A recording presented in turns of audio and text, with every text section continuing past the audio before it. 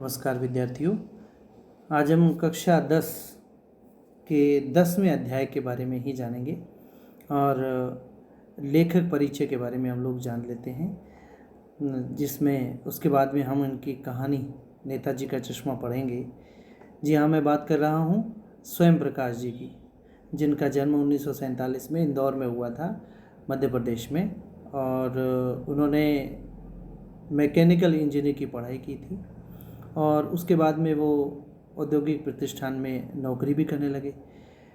जबकि जब वो नौकरी की और उनके बचपन की अपने बात करें तो उनका जो संबंध है वो ज़्यादातर जो उनका ये हिस्सा रहा है, बचपन और नौकरी का जो समय रहा है, उसका जो जुड़ाव है वो राजस्थान के साथ बहुत ज़्यादा रहा है, राजस्थान में ही बीता है। उसके बाद में उन्होंने स्वैच्छिक सेवानिवृत्ति भी ली और फिर वो भोपाल में ही रहे। और इसी बीच में उनकी एक पत्रिका छपा करती थी और उस पत्रिका का नाम है वसुधा। उस पत्रिका में उन्होंने संपादन कार्य किया, उस संपादन कार्य से वो जुड़े रहे थे। स्वयं प्रकाश जी की बात करें तो 8वें दशक में एक बड़े कहानीकार के रूप में, बड़े रचनाकार के रूप में वो उभर करके हमारे सामने आते हैं और विशेष तौर से समकालीन कहानी के ऊपर उन्होंने बहुत अच्छी कहानियाँ लिखी हैं। बड़े महत्वपूर्ण समकालीन कहानी के बड़े अच्छे कहानीकार रहे हैं, महत्वपूर्ण हस्ताक्षर हो रहे हैं और लगभग इनके 13 कहानी संग्रह प्रकाशित हो चुके हैं। यहाँ पर 13 तो नाम नहीं दिए गए हैं, आपकी स्क्रीन के ऊपर देखते हैं इस पुस्तक में।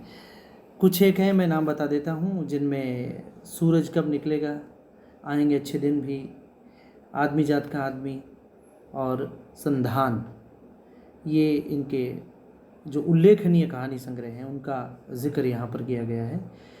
इसके अलावा इन्होंने 2 उपन्यास भी इनके बड़े महत्वपूर्ण रहे हैं, जिनमें बीच में विनय और ईंधन, ये काफ़ी चर्चा में रहे हैं उपन्यास दोनों।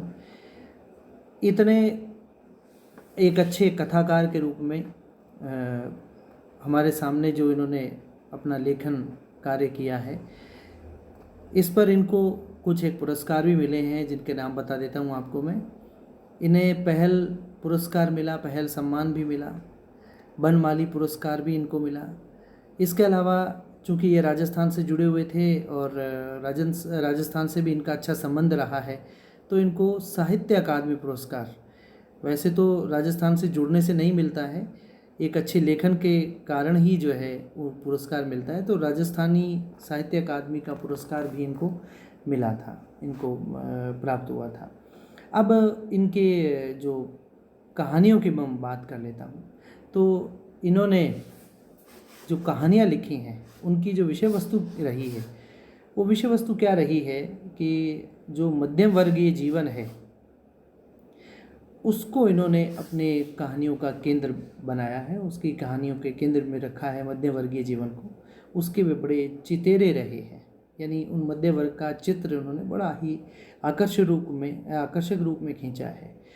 और इनकी कहानियों की यदि हम बात करें तो इन्होंने वर्ग शोषण, जो वर्गों का आपस में शोषण होता है, उस वर्ग शोषण के विरुद्ध चेतना को जो है हमारे जो सामाजिक जीवन में जाति है, संप्रदाय है, लिंग के आधार पर जो भेदभाव होते हैं, इन भेदभावों का उन्होंने प्रतिकार किया है। इन भेदभावों का उन्होंने अपने कहानियों के माध्यम से, अपना कथा साहित्य के माध्यम से उन्होंने प्रतिकार किया है। विरोध का स्वर इनकी कहानियों में मिलता है।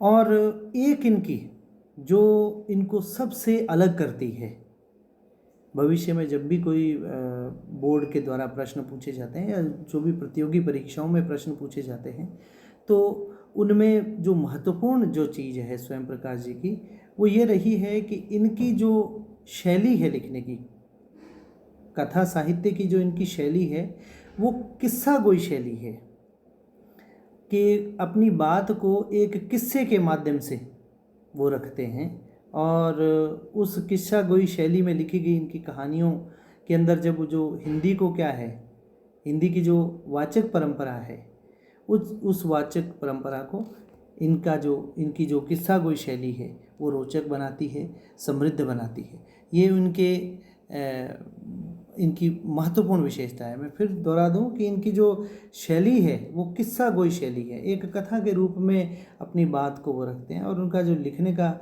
जो तरीका है, जो शैली है, वो बड़ी ही रोचक रही है। तो अपनी जो इनकी कहानी है वो है नेताजी का चश्मा। वो हम बाद में अगले भाग में हम लोग पढ़ेंगे, लेकिन उससे पूर्व हमने इनके बारे में जाना। यानी कब ये 1947 में पैदा हुए थे, इंदौर में, मध्य प्रदेश से आए, और उसके बाद में हमारे राजस्थान से इनका जुड़ाव रहा, और अपनी बहुत सारे इनको पुरस्कार भी मिले। लगभग 13 इन्होंने कहानी संग्रह लिखे हैं। और इनकी जो कहानियों का जो कथा वस्तु होती है, जो कहानियों का मुख्य बिंदु होता है, जो इनकी कहानियों की मूल संवेदना होती है, वो क्या है? वो है जो वर्ग शोषण के विरुद्ध चेतना। और इसके अलावा जो हमारे जाति सामाजिक ढांचे में क्या है, जाति है, धर्म है, लिंग है, इसके आधार पर जो भेदभाव होता है, उस पर इन्होंने बड़ा ही अपनी कलम चलाई है। बड़ा विरोध उन्होंने किया है, प्रतिकार उन्होंने किया। भेदभाव को ये कभी भी अपने साहित्य में लाना पसंद नहीं करते हैं। तो इसके अलावा जो है, इन्होंने कथा साहित्य की वाचिक परंपरा को सरल बनाने के लिए किस्सा गोई शैली का प्रयोग किया है। तो ये इनकी विशेषता रही है। कहानी को हम बाद में पढ़ेंगे। शुक्रिया।